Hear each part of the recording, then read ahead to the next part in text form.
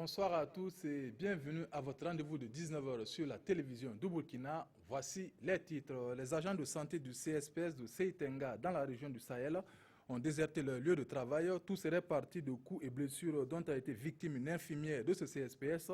L'auteur de ces faits est un accompagnant de malade qui aurait estimé non satisfaisant les soins prodigués à son malade par cette infirmière. Une de nos équipes s'est rendue dans ce centre de santé pour constater l'ambiance qui y règne.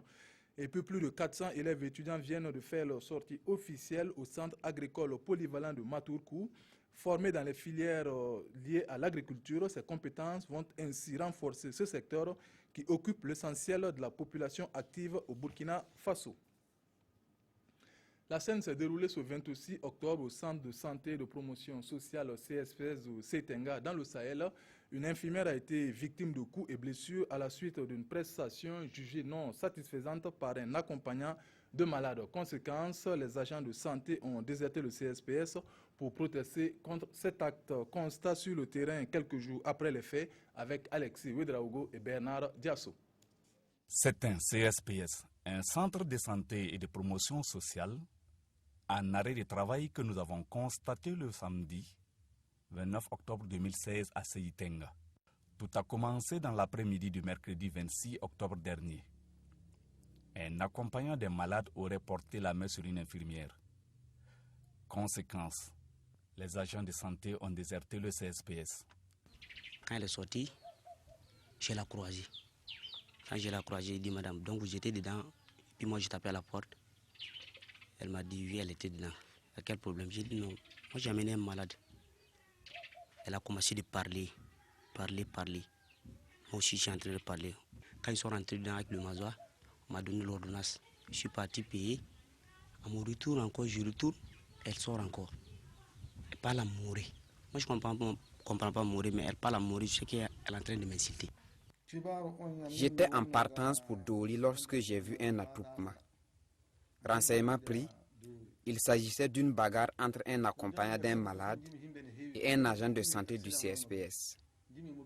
Mais l'accompagnant avait été déjà interpellé par la gendarmerie de Seitenga. Après l'intervention du préfet, de Madame le haut-commissaire et moi-même, le CB a accepté de libérer le jeune parce que la population commençait à manifester. Et malheureusement, après la mise en liberté du jeune, la population est repartie au CSPS frapper la dame et qu'elle se retrouve blessée. Difficile de confirmer ces allégations, n'ayant pas pu entrer en contact avec l'infirmière en question. Victime d'une double fracture à la cheville, elle a été dans un premier temps évacuée au centre hospitalier régional de Dori et ensuite transférée à Ouagadougou pour des soins plus appropriés, nous a confié une autorité administrative. Nous restons toujours au Sahel. L'ambassadeur du Japon était à Dori pour constater les réalisations de son pays au profit des enfants de cette localité. Accompagné de la représentante résidente de l'UNICEF au Burkina, il a profité de l'occasion pour offrir du matériel roulant et informatique à la direction régionale de l'éducation nationale du Sahel, Ama Faisal Sissé Sekou Zongo. L'amélioration significative de la santé et nutrition de la mère et de l'enfant et à l'accélération de la scolarisation et du maintien des enfants à l'école, c'est tout l'intérêt du combat de l'UNICEF, de la République du Japon et de l'État burkinabé dans la région du Sahel. C'est donc convaincu que le développement d'une nation passe par celui de ses hommes, que les partenaires du Burkina s'engagent à travers des soutiens multiformes. Nous travaillons particulièrement dans le domaine de la nutrition aiguë sévère au niveau éducatif. Ce que nous essayons vraiment de mettre en place, c'est un continuum éducatif, mais aussi le fait que ce soit une école équitable et une école inclusive. Le Japon a conviction que la première richesse d'un pays, c'est les hommes bien formés. Comme on dit souvent, l'éducation est clé pour réduire la pauvreté, pour réduire les inégalités. Pour matérialiser son partenariat avec le gouvernement burkinabé, le pays du soleil levant offre ici un véhicule, 10 ordinateurs et accessoires à la Direction régionale de l'éducation nationale du Sahel. Il faut dire que c'est un véhicule qui arrive vraiment au bon moment parce que la direction était vraiment en difficulté. Et le matériel informatique également, c'est un matériel qui sera réparti entre la direction régionale et les 4 directions provinciales. Cette visite de l'ambassadeur du Japon à Dori lui a permis de poser la première pierre de 2 aires d'études, toujours offertes par la République du Japon au collège Soudou Andal du Sahel. La délégation a aussi visité le centre de santé, l'école et un groupe d'apprentissage et de suivi des pratiques optimales, d'alimentation et de nourrisson du jeune enfant à Selbo.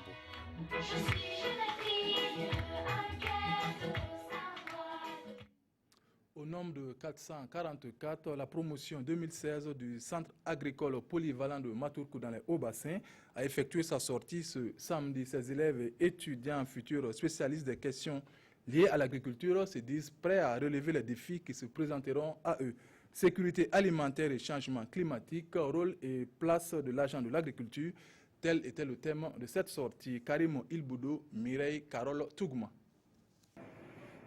Ils ont désormais pour défi d'accompagner le secteur agricole dans l'atteinte de l'autosuffisance alimentaire.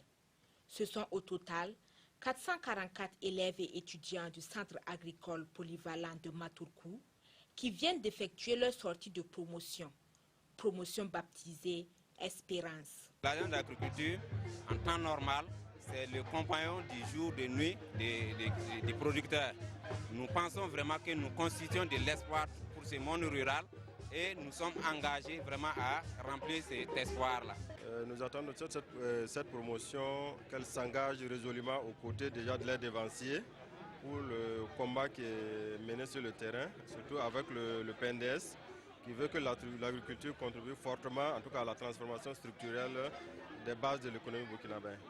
Placée sous le signe de la sécurité alimentaire face au changement climatique, cette cérémonie revêt tout son sens au vu du rôle et de la place de l'agent de l'agriculture dans ce contexte.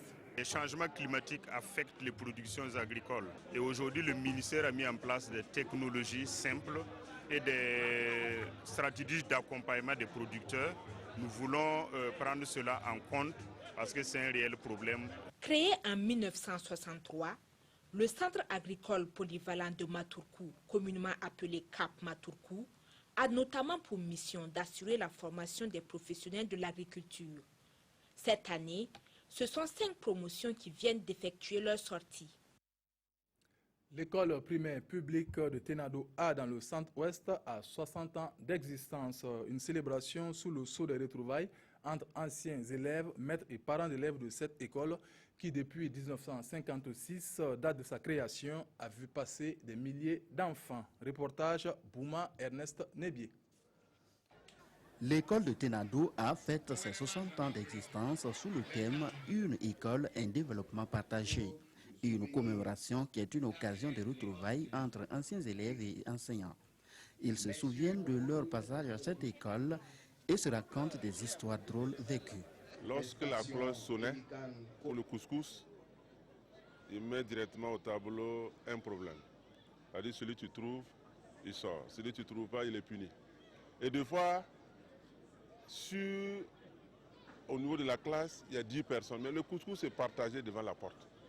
Ça t'apprendra demain à sortir et à travailler. Et je pense que c'est ce qui nous a amené à réussir pour aller au niveau de l'île.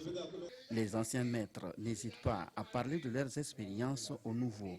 À leur époque, les méthodes d'enseignement étaient tout autres. Aujourd'hui, il faut développer la science. Il faut mettre l'accent sur les activités scientifiques. Il faut mettre l'accent sur le travail manuel. Alors, donc, l'oralité n'est pas aussi sollicitée. Cette commémoration sert de cadre pour les premiers responsables de l'école pour soumettre un certain nombre de doléances au gouvernement. La construction de la clôture de l'école, l'extension des salles de classe, un forage au profit des élèves. Ouverte en 1956, l'école de Tenado A formé plus de 5400 élèves. Des plantations d'arbres, des remises d'attestations de reconnaissance aux anciens maîtres de l'école, des prestations d'artistes marquent la célébration. Dernier élément de cette édition, l'Institut français de Bobo-Dioulasso se rapproche davantage des populations. Il a organisé une journée porte ouverte pour mieux faire connaître ses missions, une initiative bien appréciée par le public qui a fait le déplacement. Hassan Gourabou, Moussa Sano. Ce samedi 22 octobre est une journée porte ouverte à l'Institut français de Bobo-Dioulasso. L'initiative vise, selon les organisateurs, à rapprocher davantage le centre du public. On fait la journée porte ouverte pour permettre au public, aux bobolais, aux gens qui fréquentent déjà l'Institut français, mais aussi à ceux qui n'ont pas l'occasion de venir ou qui ont toujours un peu des réticences à venir, de pouvoir découvrir le lieu autrement, puisque toute la journée, il y a des activités au sein de l'Institut français, à la fois dans les jardins, devant l'Institut français, à la médiathèque, dans la salle d'exposition, dans la salle de cinéma. Cette initiative de l'Institut français de Bobo-Dioulasso d'organiser cette journée porte ouverte est saluée par le public. Le public pour qui elle vient à point nommé. Chacun y gagnera à venir quand même voir un peu cette exposition-là. Et les journées portes ouvertes, c'est vraiment une grande occasion qui est donnée à la population bobolaise de découvrir quand même un pan de l'histoire de Bobo, selon moi, et quand même se faire une idée sur la vie. Pour nous, professeurs de français, ils rentrent dans le cadre de la discipline que nous enseignons. Donc ce sont des journées que nous encourageons pour permettre aux élèves de découvrir les œuvres littéraires et aussi au public de s'approprier de la culture en passant par la lecture. L'Institut français de Bobo-Dioulasso n'est pas sa première activité du genre. Organisée chaque année, la journée porte ouverte est désormais plus qu'une tradition pour ces centres culturels. C'est la fin de cette édition. Merci de votre aimable attention. Fousseni Kindo vous retrouve pour le 20h. Bonsoir.